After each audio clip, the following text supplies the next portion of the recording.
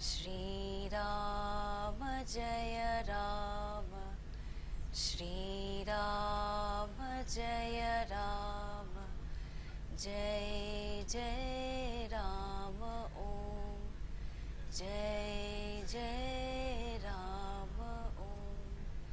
Shri Rama Jaya Rama, Shri Rama Jaya Rama, Jai Jai Rama Om, Jai Jai Rama Om. Shri Rama Jaya Rama,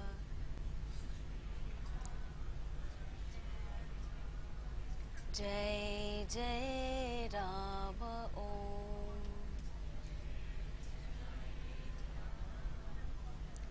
Jai Jai Rama Om,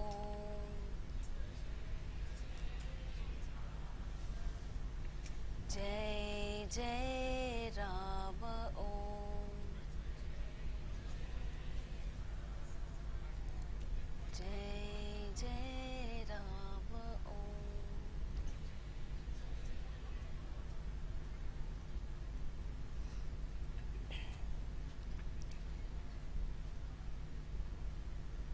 You can repeat the prayer after me.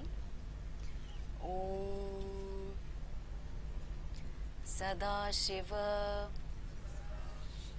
Samarambham Shankaracharya Madhyamam Asmadacharya Paryantam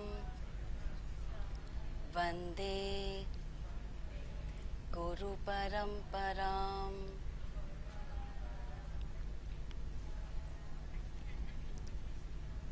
We invoke the grace of the entire lineage of Guru and student. So, who is the first Guru? If you keep going, then it is Sadashiva. So a name given to the Lord from one standpoint, we invoke the grace of that Lord.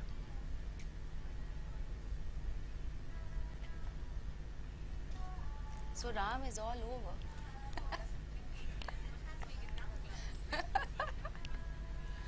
Ubiquitous. Okay. So the topic today is, I think, Dharma. Dharma, the ancient guide for all relationships. And I'm going to disappoint you a little bit. And you will know why as we proceed.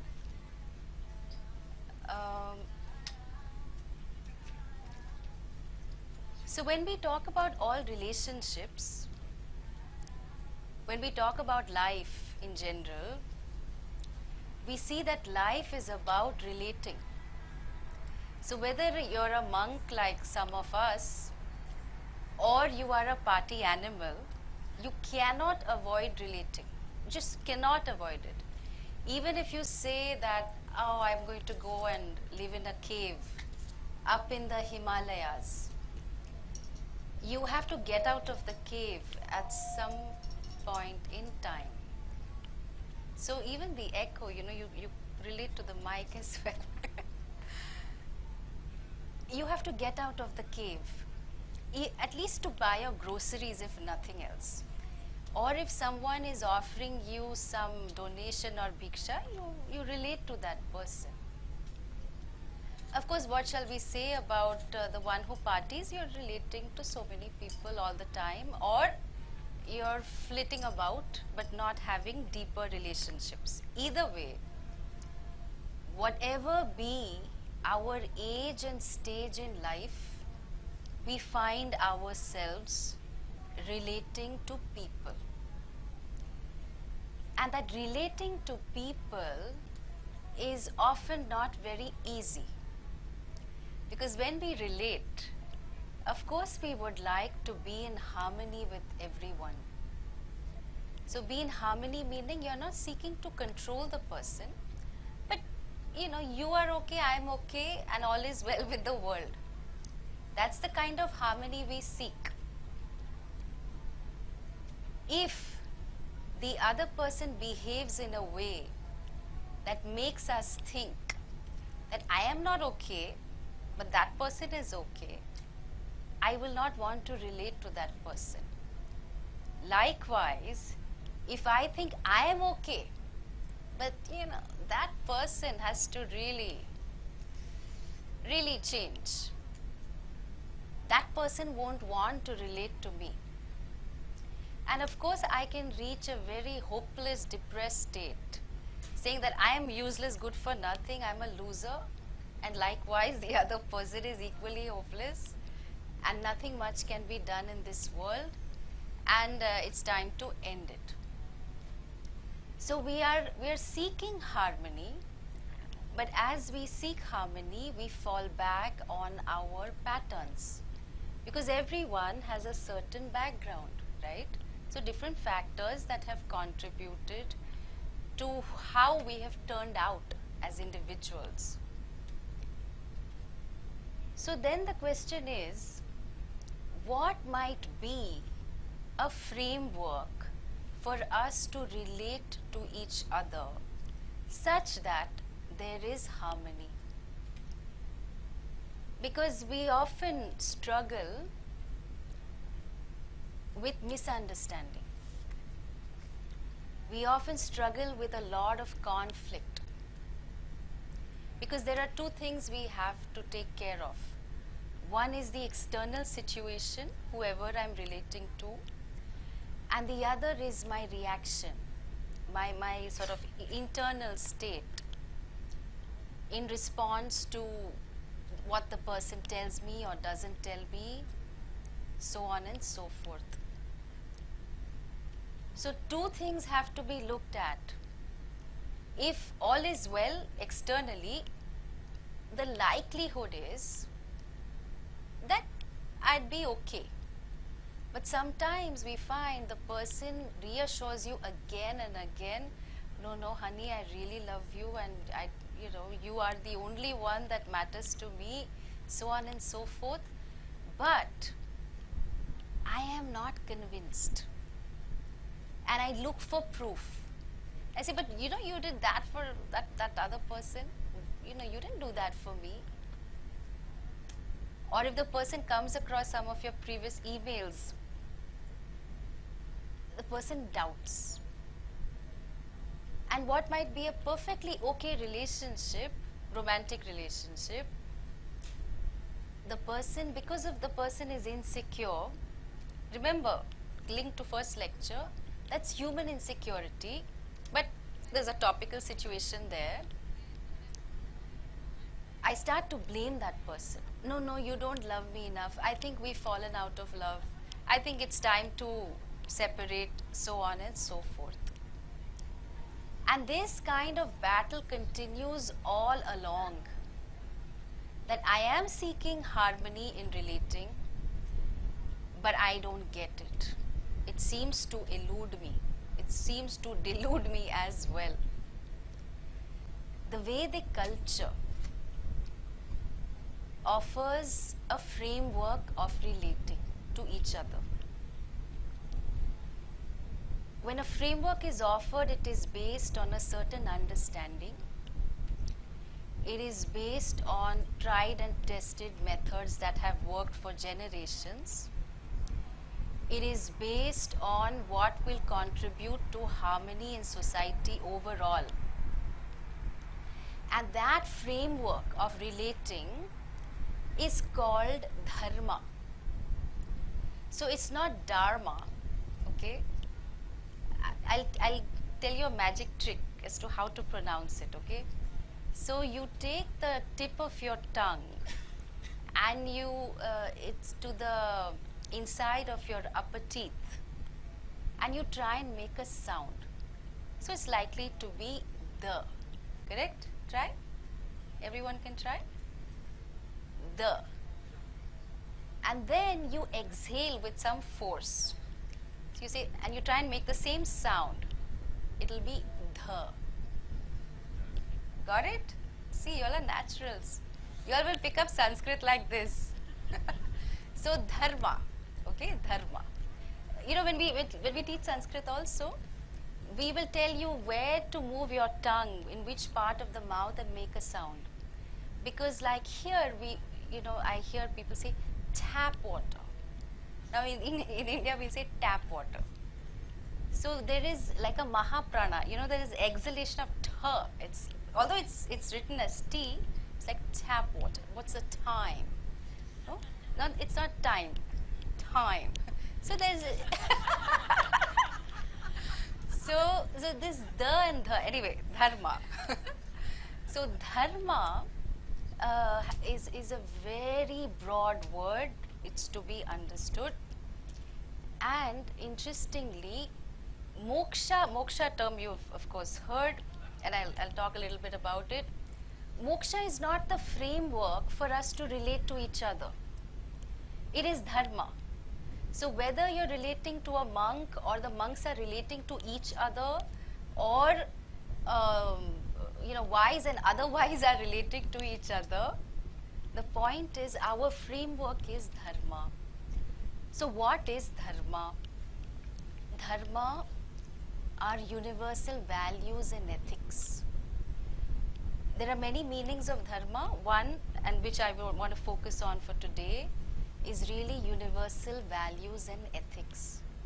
So the need for love, compassion, justice, productivity, beauty, fun, pleasure, dharma covers everything. A value for it, a need for it, and I will show you that really what makes us happy is dharma.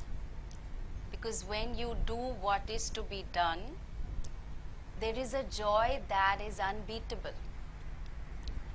So this dharma, values and ethics, is one meaning. The second meaning is also the nature of an object. So we might say the nature of water is to flow. So the dharma of water is to flow. Dharma is also linked with karma, will-based action. So as you would know, donkeys don't have karma. They can kick and they are not going to suffer, in that same lifetime because of some unseen circumstances. But human beings, they have what is called punya and papa. I've already spoken about yesterday. I'm not going to elaborate. Because of which, dharma, the third meaning can also mean going to Swarga. So Swarga is a particular place in a plane of existence, unlike heaven, because you need like a tourist visa to go there. It's like heaven, but it's not like heaven, in the sense that you can go there for a holiday, like most of us are here for the yoga festival. And as time runs out, your credit runs out, you're back. You're back into another life form, whatever be the life form. So dharma can also mean all the good stuff that you do in this lifetime, which contributes to your brownie points, which we call punya, and that can be encashed for your time, for a great fun time in our concept of heaven, our understanding of heaven, called Swarga. So anyway, for now, universal values and ethics, not morals, okay? That is what dharma means, and that is the framework for us to interact with each other. The Vedic culture has also mapped the human needs. So you could be a banker on Wall Street, or you can be a Maasai warrior in Africa, or you can be a yogi in the yoga festival, okay? You will still have the pursuit of security. So something to take care of your physical needs, finance, that's what we consider as security or artha. So property, finances, managing your investments in case you're not earning for a living, then even managing is quite some work. So you look at individuals anywhere in the world, everybody will be involved with this pursuit. And it's an important, valid pursuit. We don't look down on money, in fact we worship money. So we have a term also for money. Because money is what money does, that's all. The second pursuit that most of us are involved in are things like gourmet food, different kinds of pleasure, different kinds of yogic experiences. So ecstasy onwards, so discoing onwards, interacting with different kinds of people, different kinds of culture, so on and so forth. Very valid pursuit, also called kama. So relating to people, enjoying their company, so on and so forth, kama. Third is dharma. But really, is dharma third, is what we will examine. So dharma in terms of the universal values and ethics that uphold the entire society, because the etymology of dharma is that which sustains, that which upholds. Dharayati iti dharma, that which sustains this entire universe, cosmos, all principles, known and unknown to us. And the fourth pursuit of human beings is termed as moksha, a unique pursuit that many of us don't really know. We want to be free, we don't quite know how, and actually what we are really seeking is moksha. Moksha is really freedom, okay? When you look at the translation, it's freedom. Freedom from what will be the next question. So freedom from a sense of bondage. So please note, I am using the word a sense of bondage, because there is no bondage honestly, but I feel bound. I feel bound by the limitations that people put on me. They say, oh, you know what, I don't think you can do this. Or I put limitations on myself saying that I don't think I can do this. I really want to do it, but no. Or if people say, you know, I'm just, in India we have this, I'm just a housewife. So I'm a housewife anyway, it's a very strange term, you're not married to the house, but I don't know why that term came about. So anyway, I'm just a housewife, that just signifies that I don't think adequately of myself. So the Vedic culture presents and has done this brilliant mapping of human needs, human pursuits. Within these four pursuits, we are relating. We are relating to money, we are relating to people.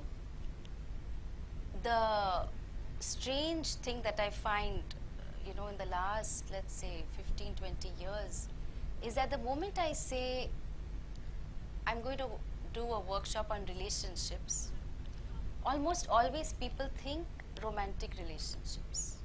Almost always. In fact, on the flight, I was seeing this ad for Johnny Walker. I think the tagline was, the journey is not so important, it is who you are with. Something to that effect. Okay? And that is so revealing of what, so we say, wow, what a nice tagline, that's so true. The journey is not as important, it is who I am with. Oh, but I don't really have anybody around me. So the value for intimacy, the value for closeness, the value for karma is very, very strong. Particularly I find in Western cultures, now of course also in the Indian culture. So you think you have a great romantic relationship, you've made it in life. Until you meet in the family court, very soon, okay? The same person whom you thought you couldn't live without, you want to pretty much get rid of few weeks, months, or maybe years later. This emphasis on intimacy and closeness is a valid pursuit according to the Vedic culture.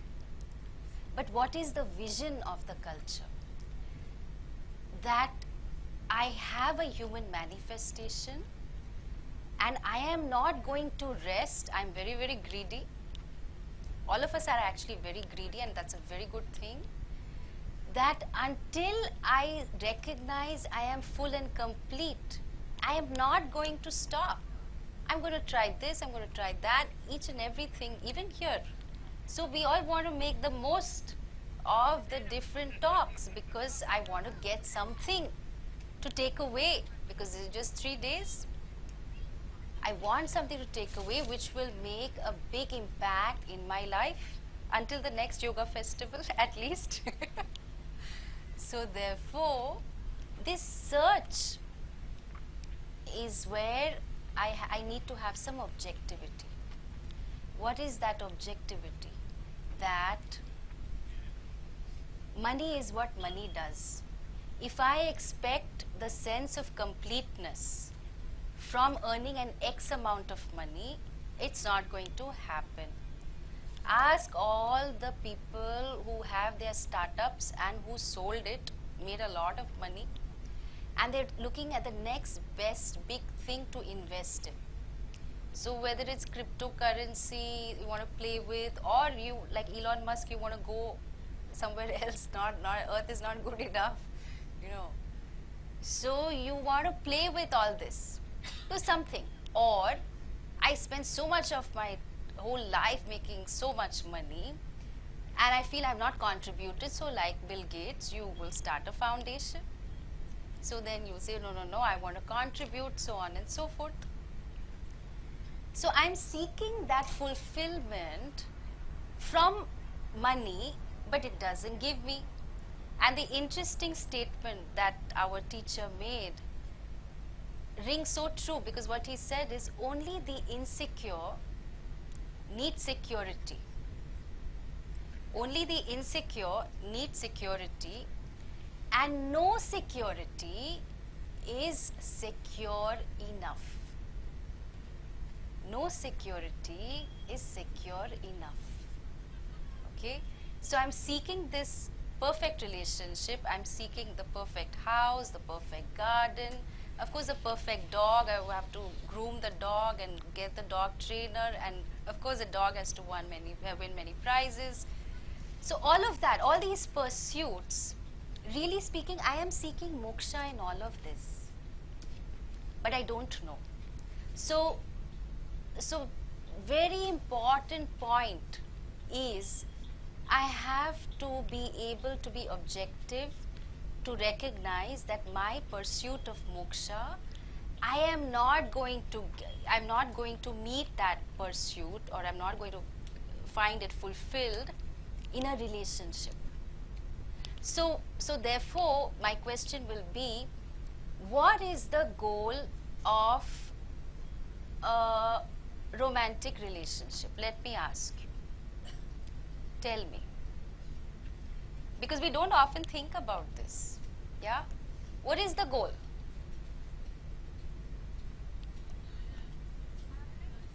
Say again?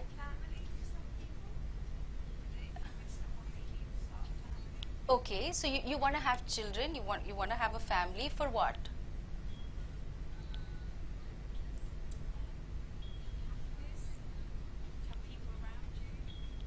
So you want people around you, and having a family, children, you know, like our children, or maybe adopted, so they will contribute to my happiness, yeah?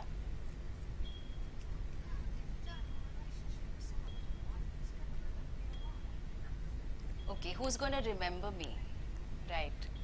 So I may or may not leave a legacy, but I definitely want to be remembered. At least one person will remember me after I'm gone. That's right. So this need for companionship, right? I mean, I'm trying to sort of summarize it. What else is the goal of a relationship? Intimacy, emotional support, connection, personal growth. This is Vedanta talking. So the Vedic culture looks at a marriage as a pilgrimage, okay, is a bit shocking. So you are on a journey together. And yes, there'll be some connection, yes, there'll be emotional growth, yes, there'll be a family, but you are meant to help each other as partners to grow. The question is how much growth? Physically, of course, we don't want to grow. You know, we're always struggling with our breath-wise growth. Then what growth are we talking about? Because with a limited body and mind, I cannot be the limitless. There's no way. It's not going to be limited plus limited plus limited plus limited equals limitless. No way. Whatever, even if I try to have limitless thoughts, that's not going to happen. So the only way is to discover that I am the limitless. But in that, there is a particular phase in life which is very important. So whether I'm living in with the person or not, or I'm married, very important to live with the person, fight with the person, and still live with the person. Okay, that's not easy at all.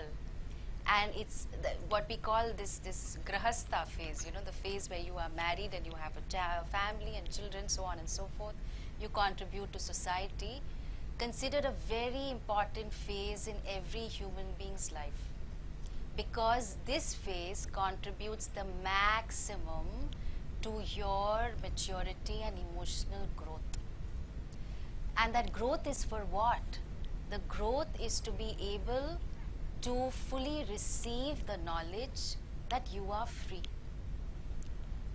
Our teacher used to give an example which you might be able to relate to. There was this young bachelor who had moved from a village to a city. So this is maybe 40, 50 years ago. And he didn't have anything to, like no hot plate or stove or gas cylinder to make a cup of tea. And so he goes to the neighbor's place and asks for fire coals, you know, burning coals of fire. And because he's just moving, he doesn't have anything with him. So he knocks and he says, can I have that? Can I have some coals, because I want to make a cup of tea?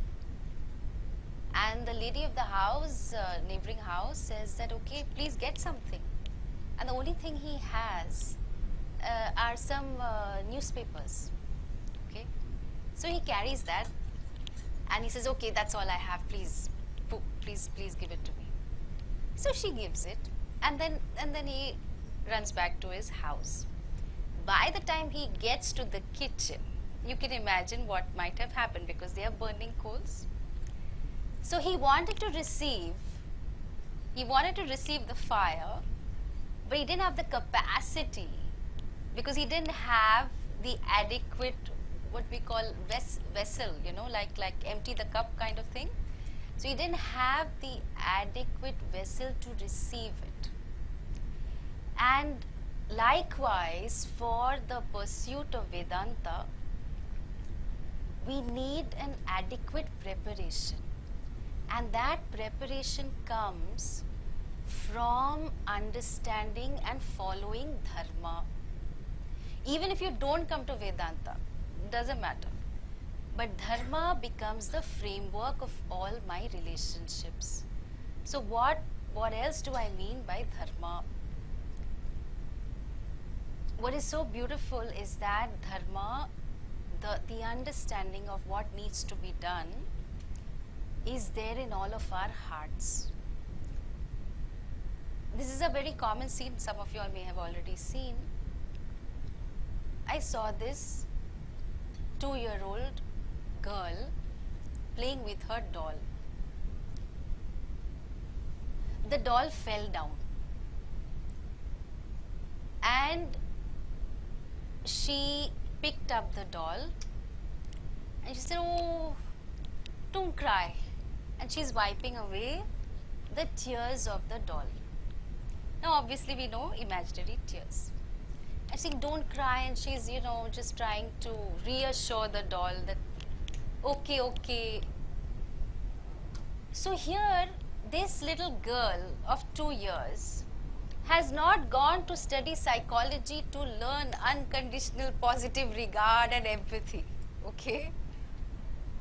It is very natural to her that she knows that when someone falls down, gets hurt, likely to cry. Perhaps it's been done with her, perhaps not, but she does this. This is what dharma is. That I know I don't want to be hurt. I also know you don't want to be hurt. I don't want to be cheated. You don't want to be cheated. I don't want to be humiliated. You don't want to be humiliated. I want the truth to be spoken to me. You also want that. Even if you are a thief, you will say, okay, tell me the truth. How much do you have? Come on, give it all to me. So tell me the truth. The thief will say that. A dishonest person, at least for that moment, he will tell you, hey, tell me the truth. So for whatever reason he took to dishonesty. But what I want to highlight is that the understanding of dharma is in our hearts. What is also spoken of in the Bible, I think, do unto others as you would have them do unto you. The statement is simple to understand, but very difficult to implement, because we like to cut corners. So we have different standards for ourselves and for others. And the whole thing about dharma is that dharma is seen as a manifestation of the Lord himself, Ishvara. If it was just a set of universal values and ethics, then I'm always going to have a lot of guilt. I didn't do this. Oh my God, I didn't do that. I don't know, maybe I'm going to be punished. But luckily for us, there is no concept of a sinner. And that's very liberating. So even in the Bhagavad Gita, when the teacher, the world teacher, Krishna is teaching Arjuna, the student, he calls him, you who are capable of no sin, anagha. So you, because he's referring to his true nature. So yeah, sure, you may be given to doing something wrong, but that doesn't define you. This understanding of dharma, that I want to be treated in the same way like you want to be treated, becomes a norm, because we need norms for relating. And now as global citizens, who decides the norm? Luckily for us, since it's in our hearts, we decide the norm. Of course, it may change according to certain specific cultures. Maybe some variations might be there. But bringing this into our life is very, very important. And we find that all the times you have been really happy are the times that you have followed dharma. So when you have fulfilled a sense of productivity, even if you are 90 years old and on a wheelchair, and you are able to move yourself around, you feel so proud of yourself. A 3-year-old child who jumps down from the sofa is so happy, like, He-Man, I have the power, okay? So much productivity, achievement, fantastic, that is dharma. You can look at dharma as a sense of A to Z.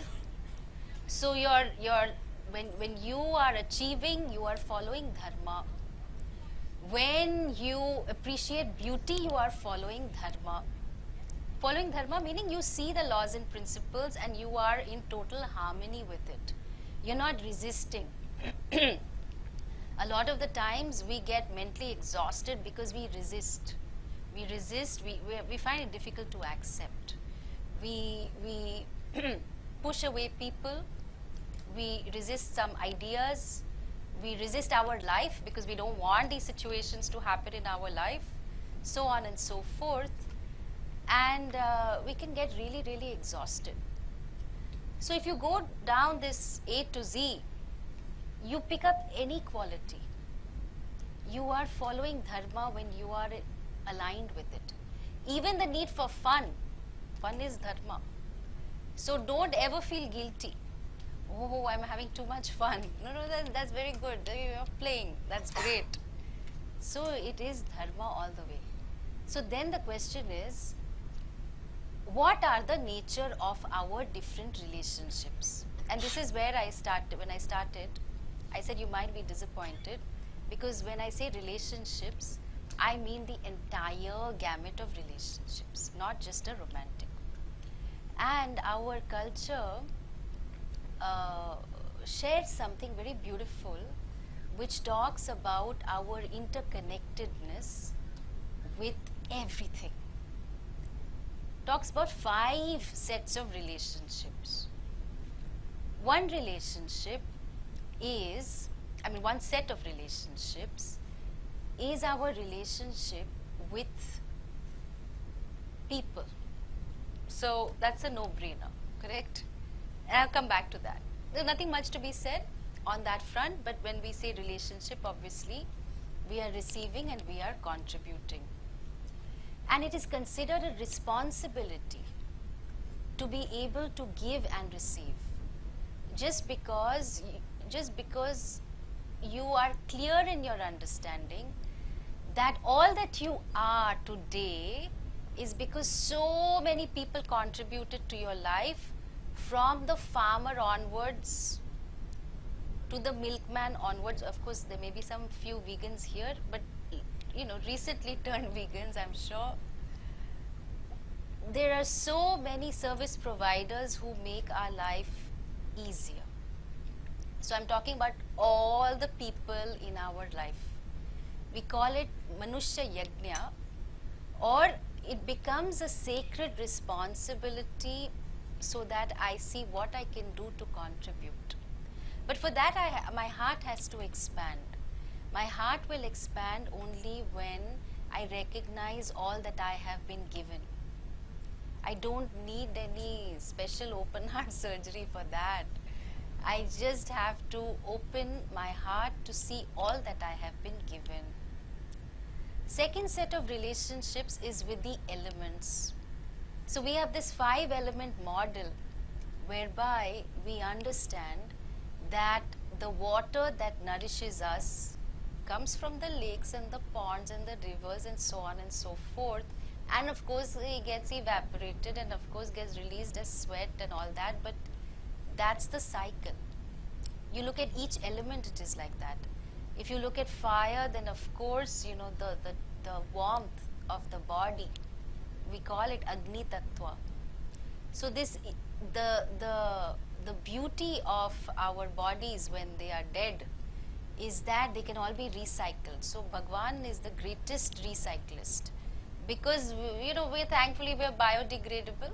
So whether we jump into the waters, the body, if the body is put in the waters, or it is in the ground buried, or it is burnt, it will return to the elements. Why? Because it's sustained by the elements. And so there's this very beautiful verse in one of the texts called Vairagya Shatakam, where this wise person, just before dying, calls on all of the 5 elements and says, oh, my brother, you are my friend, you are my parent. Like, thank you so much that you, as all the 5 elements, you have sustained this body.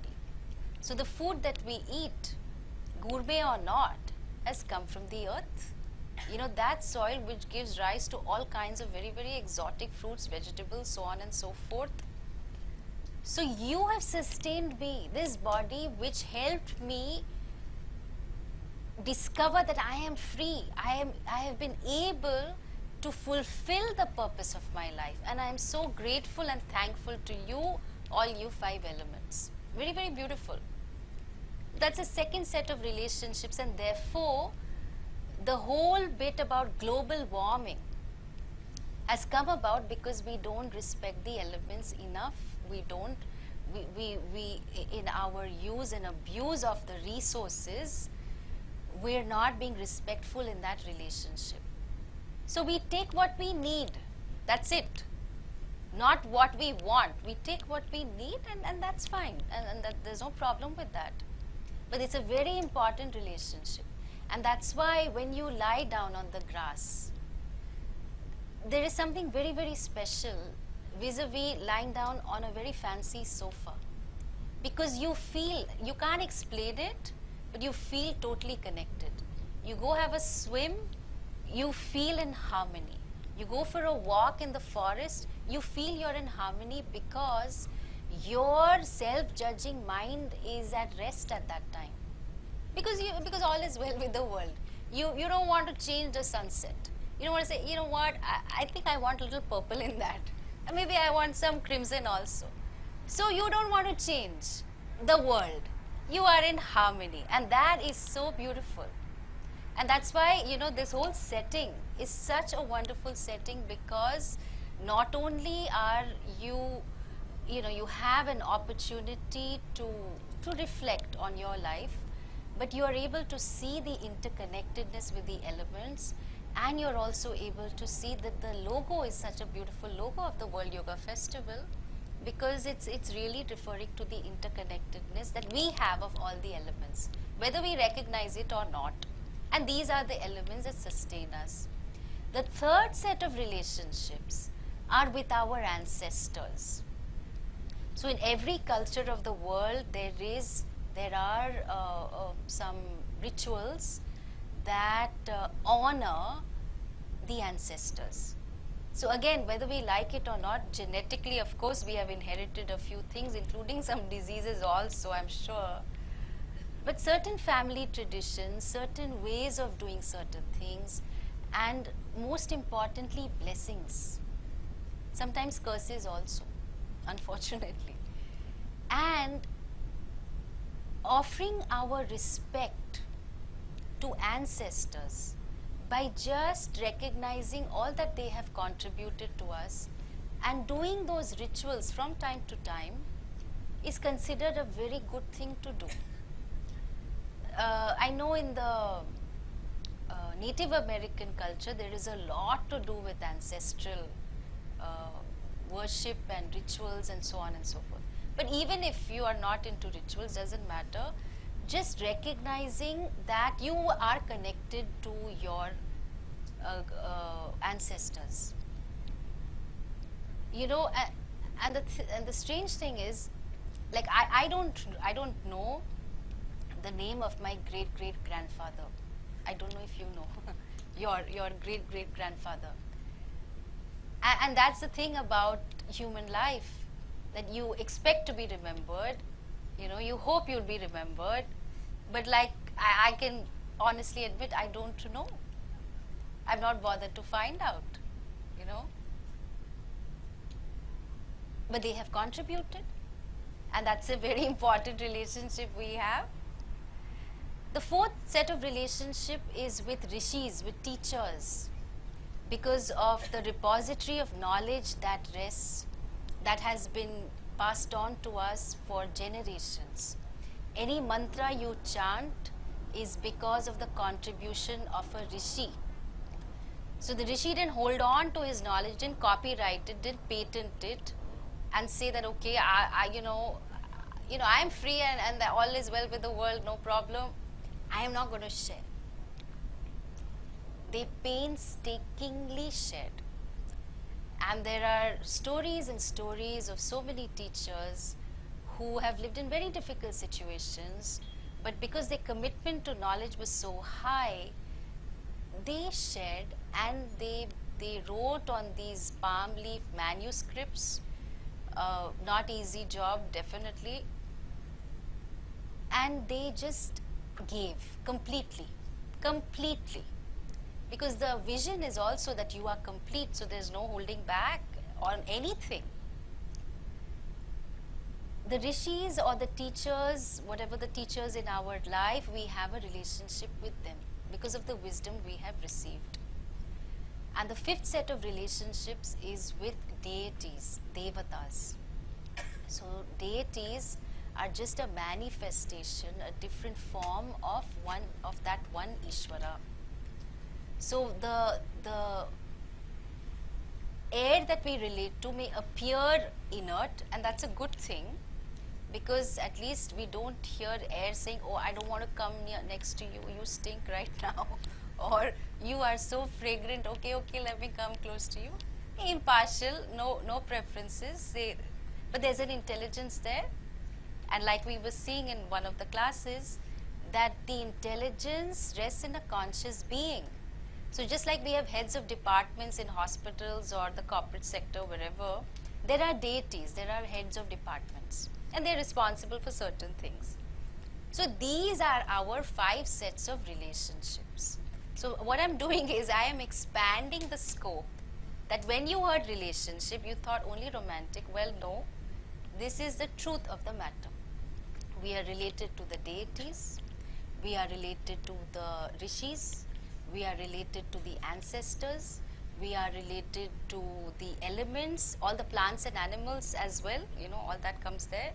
And of course, we are related to people as well. And when you recognize this, you cannot help but see that you are interconnected with this entire cosmos. It doesn't require some great mantra for me to see this fact. It's basic logic. I am interrelated. So then the question is, how do I relate? How do I relate to all of them? And there again, we do what we can. We contribute in the way in which we can. So then, some of us will say, but they have not done enough for me. Can be a valid statement. And that might have to be looked into, okay? But I'm not going there. So right now, I want to make a request to you. I want you to just quickly pick up a partner. I mean, somebody who will sit next to you. Okay, can you do that, all of you, please? So I want you to sit next to each other, side by side. If you're sitting with a stranger, even better. Even better.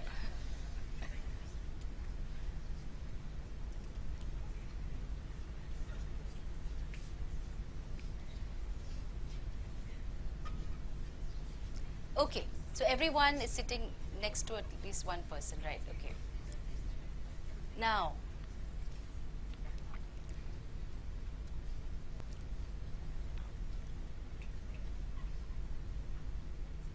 we'll do 2 cycles. Okay, so one person, so let's say person A will say the most loving and affectionate words to the other person. That's why I said it's better if it's a stranger. Okay, so how many of you all are sitting with strangers? Can you raise your hands? Oh, brilliant, brilliant. Okay. So you'll say, oh, but I don't know the person. Well, honestly, I don't care, okay?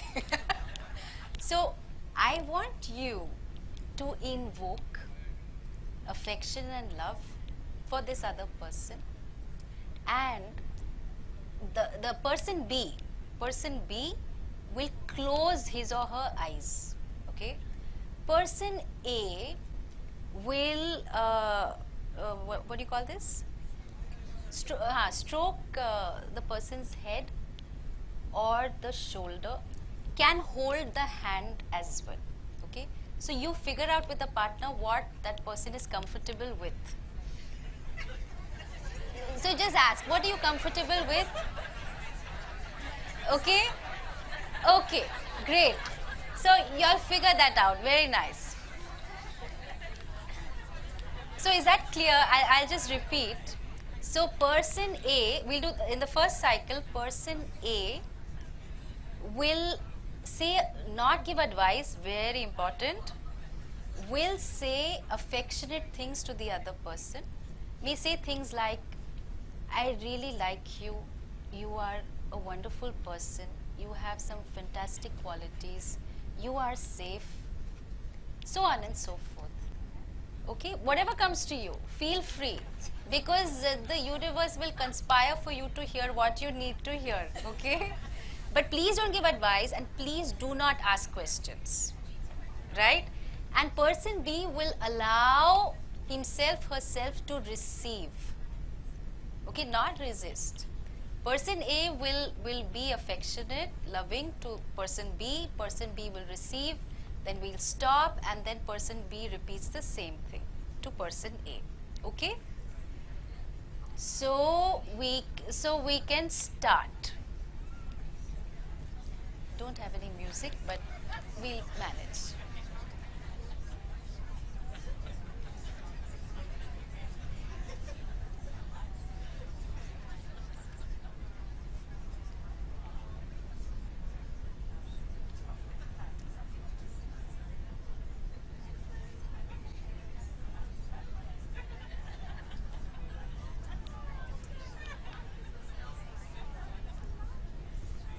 Eyes are still closed. Please continue.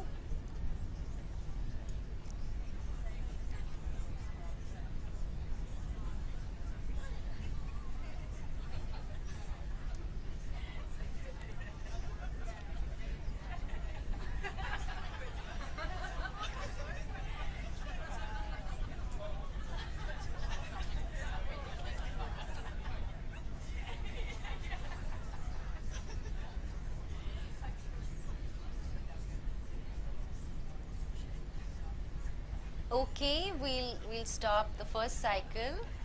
You can continue after this class, of course. Okay, so now the other person gets the turn, right? So person B will now close his or her eyes, and person A will be loving and affectionate. Okay, verbally as well as physically. Yeah.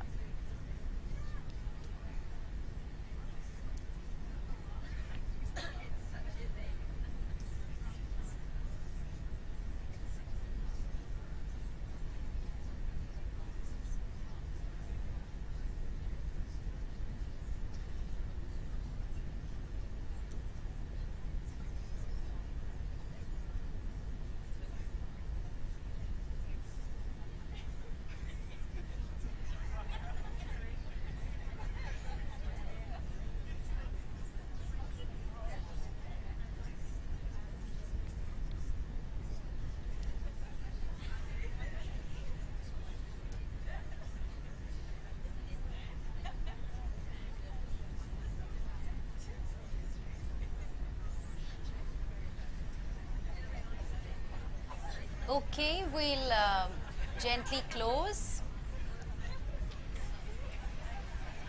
Like I said, you can continue after the class as well.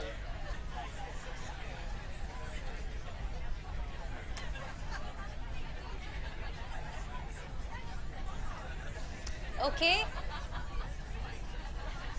Does anybody want to share anything? I heard a lot of laughter. Yes? Anyone? Does anyone want to share what happened? Anything at all? Yes? It was much harder to receive.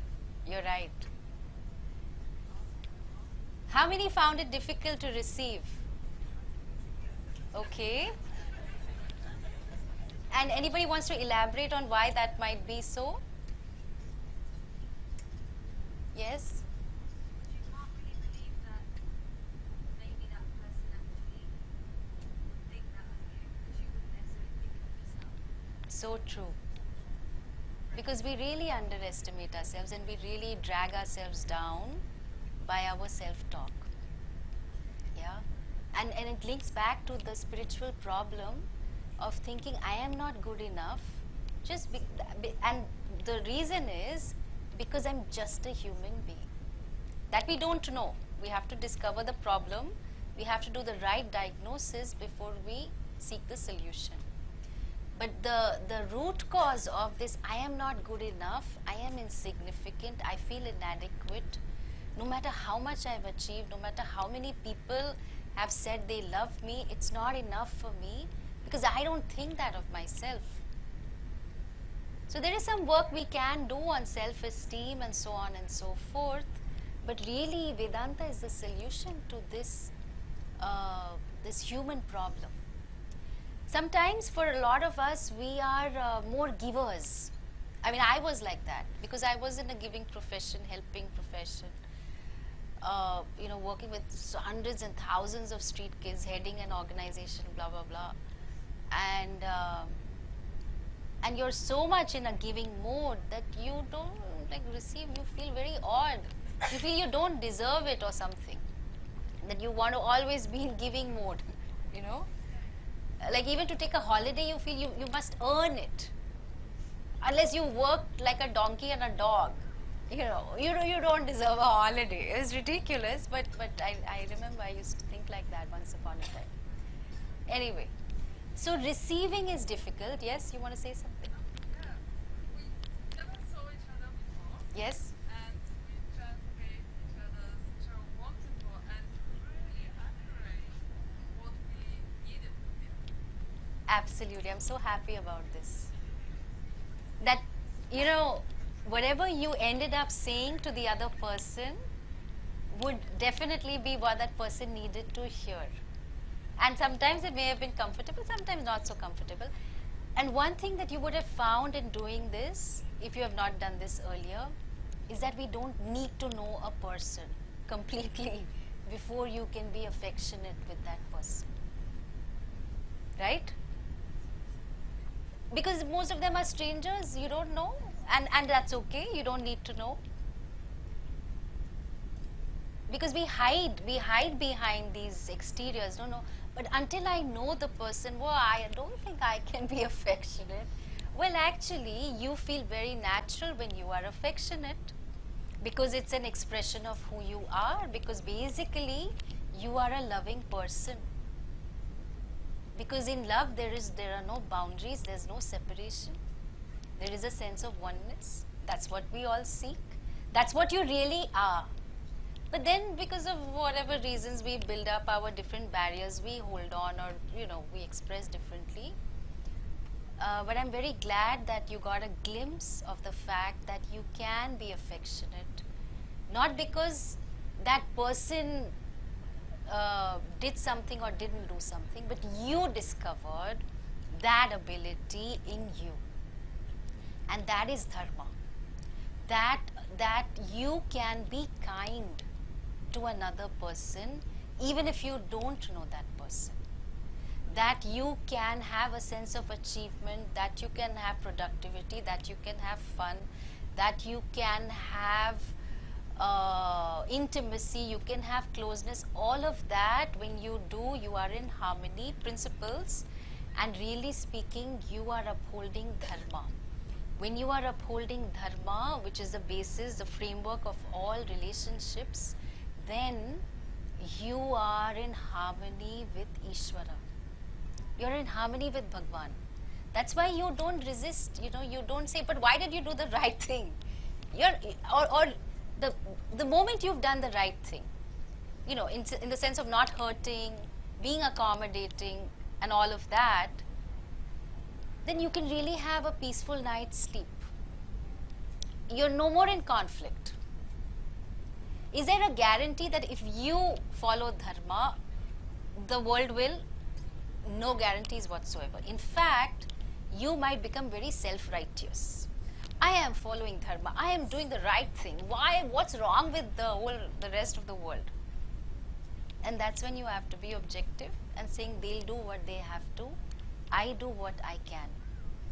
Research studies across the world have said that the one thing that matters to people before they die, because of research interviews that were conducted, is that they want to know their life mattered, their presence mattered, and what they gave mattered. What they gave meaning that I made a difference in the world. Maybe my world only included 2 people, but still I made a difference to that person, that I was there for that person. This is what most people across different cultures say. And if that is the person I want to be, then what is it I am doing on a regular basis in the context of all my relationships? What am I doing about it? Because it's very important to have the framework right. We can have workshops on communication and all of that where it can be learnt as a skill or as a technique. But if you have dharma as a framework, because I find that is missing in modern psychology. If you look at Maslow's hierarchy, you're familiar? Maslow? Anybody? People? No. Oh, some people, yeah. So, and also other psychologists, they do talk about need for achievement, need for acceptance, need for love, so on and so forth. But the need to do the right thing, the need for dharma, because that's what makes me happy. When you look at some of the situations of your own life, you will find you have taken very tough decisions. Sometimes you were pushed into taking the decision, or sometimes you took that decision of leaving that relationship, or of being assertive with your parents, controlling parents. And then, although it seemed to them wrong, you know you did the right thing. Because you did what was contributing to you and to the other. The vision of the Vedic culture is that you discover you are free, but for that we need the preparation. The preparation is dharma. So how may I follow universal values and ethics?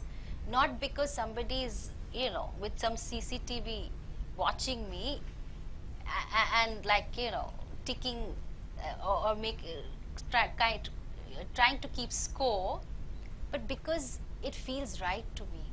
It feels right to me, and I am in harmony with universal laws and principles. I am in harmony with Ishvara. I have no conflict, I have no resistance, I flow. So very much like the 5 elements, you allow that dharma to really grow in your heart. So you can be as stable as the earth. You can flow like the water. You can burn away whatever be the impurities of your life with your knowledge. Your heart can expand like space. And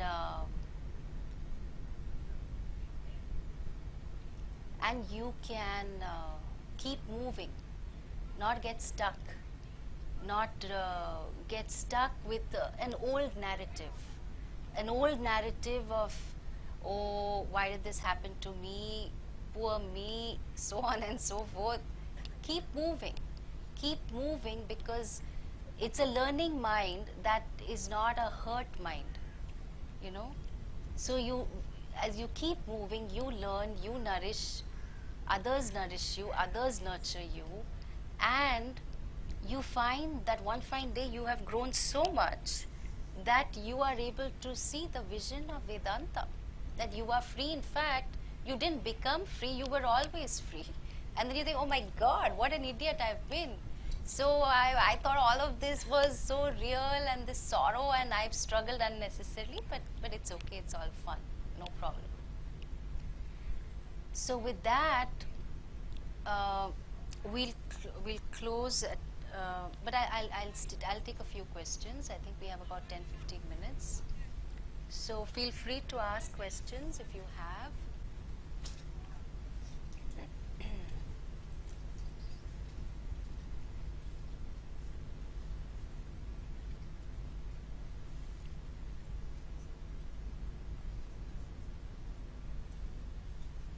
So no questions, it's quite hot, I know.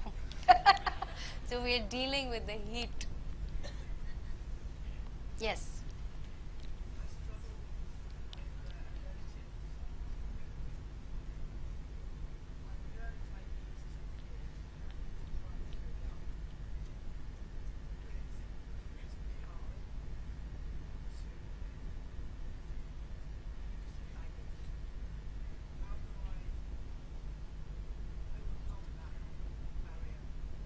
What is the goal of your relationship with that relative?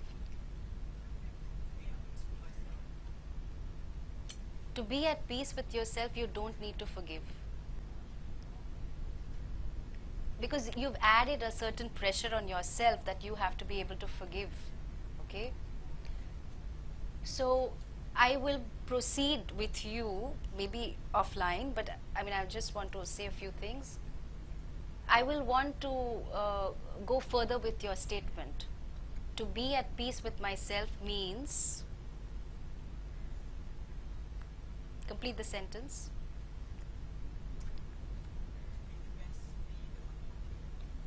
Wow. I am getting overwhelmed with that. To be the best me I can be, which means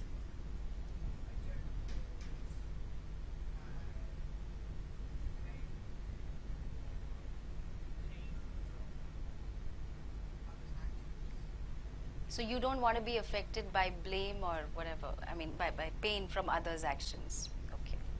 Okay. So now, since you are related to people, you will feel some hurt. You cannot avoid it. Okay? And that's okay. Like I said, I started out saying that life is about relating, and when you're relating, there may be some hurt and there may be some pain. We're not a Teflon coat, non-stick pan. We're not like that. So we don't need to also try to be like that. But pain is not a problem with us because it's a sensitive heart that can feel the pain and that can really empathize. If you stop feeling pain, then you are a robot. And obviously you don't want to be there. So pain is not a problem. Our capacity to handle the pain, we can increase. I'm not saying that we invite pain, okay? What I'm saying is, you don't want to blame the person. Fair enough. That relative contributed to your life in some way, positively or negatively. We do a small grief recovery process, and maybe you can make a note of this.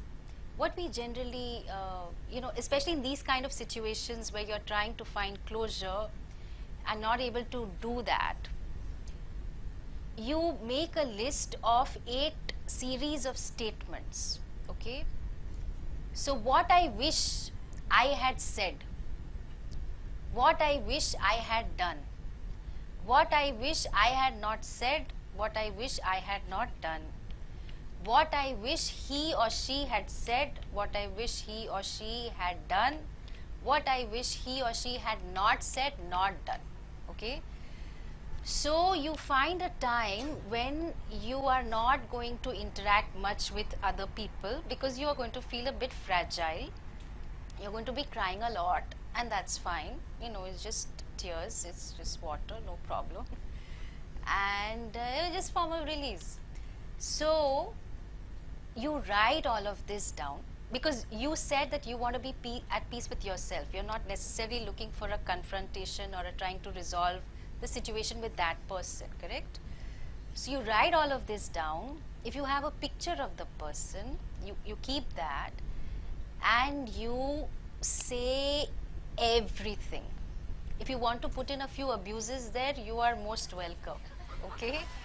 But you just release everything, because what is not helping you to find closure is your should statement. You have created an ideal of yourself that I have to be the loving, kind, forgiving person, okay? Which is a nice thing to have, but it is stopping your closure. You cannot short circuit a process. You have to go through the process. You will have closure, for sure, I guarantee you. But go through the process.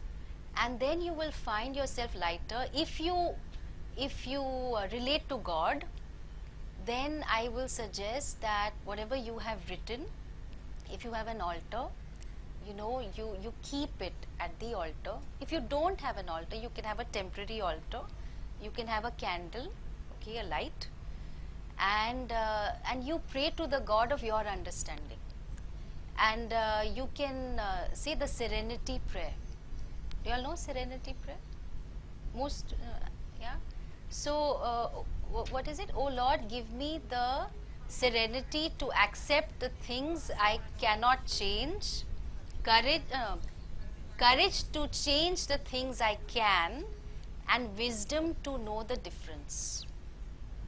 You make that prayer and ask for grace. You will feel fragile for a few days, but you'll be fine with it, because you said that you want to be at peace with yourself. You don't want it to limit you in any way. You don't want it to hinder your progress in life in any way. So you're free to move on.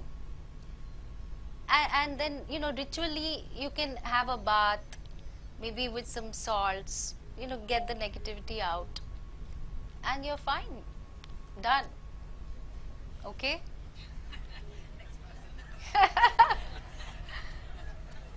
Yeah. Okay, any other questions?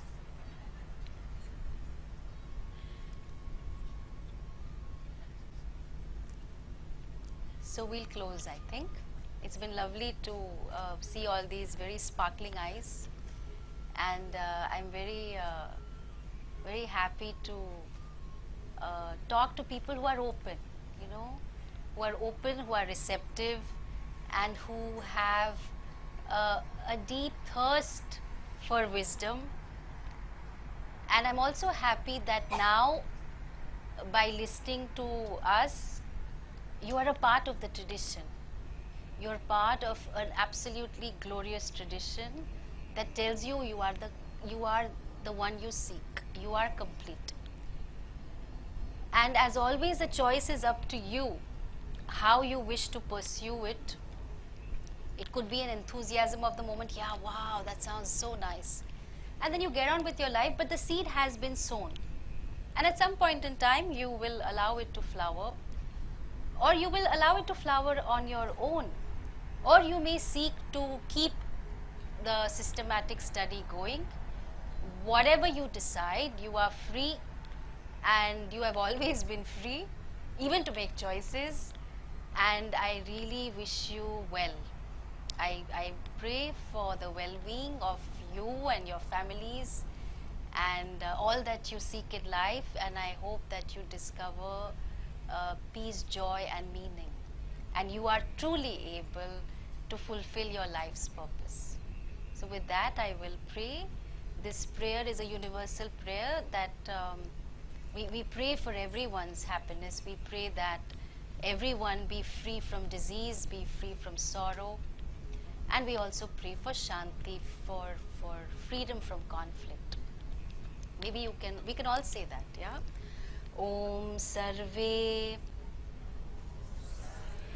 Bhavantu Sukhinah Sarve Santu Niramayah Sarve Bhadrani Pashyantu Ma Kaschit Dukh Abhag Bhavet Asato Ma Sadgamaya Tamaso Ma Jyotirgamaya Mrityorma Amritam Gamaya. Om Shanti Shanti Shanti.